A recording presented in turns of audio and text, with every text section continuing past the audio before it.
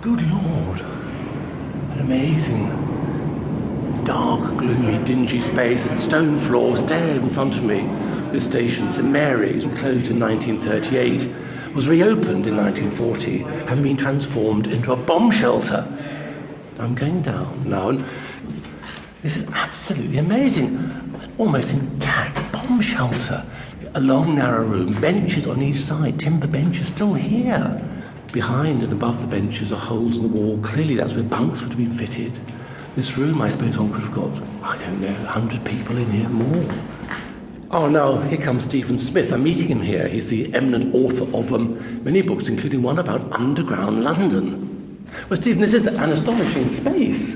Yes, I mean, if you imagine that there's not just you and I, but hundreds of other people wedged in here hour after hour, there's all that fear, we've rushed down here, the sanitary conditions aren't up to much. Oh, no, there's a little screen wall here. I guess that would be the Elsan. That's where the loo would have been. Well, if they had one at all. But there is this myth that, cheery Cockneys endured the Blitz and made their own entertainment, but actually it was very grim, certainly to start with. And a lot of people, one thinks of Graham Greene, the end of the affair. A lot of people preferred to take their chances on the surface, where they could at least breathe the air and get a glass of water. Indeed. I mean, sheltering the tube was entirely very political in 1940. And indeed, the government had regulations to stop people believing that there'd be sort of deep shelter mentality would emerge. People would never come out of their hidey holes. That's right. There was a sort of propaganda campaign, and people were described as tube Cuthberts. That was a kind of sissy, If you resorted to the underground, then you weren't pulling your weight.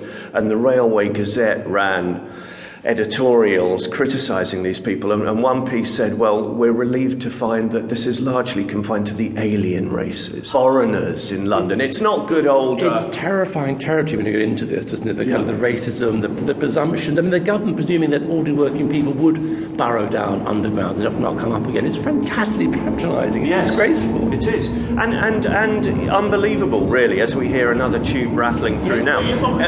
Very evocative. At the time, in a very British way, everybody on the underground stuck to the rules, and you couldn't go onto a platform unless you had a ticket.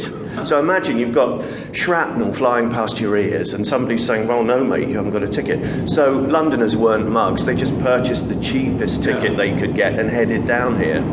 Is it true that initially, I think, Christmas 1940, that there was a popular sort of assault on, I think, the Liverpool Street Station, led by the Communist Party, saying, the rich in the West End have deep shelters in hotels, have working people in the eye of the storm, the docks don't have anywhere provided for them, so take over the tubes. The underground, the shelters were a breed.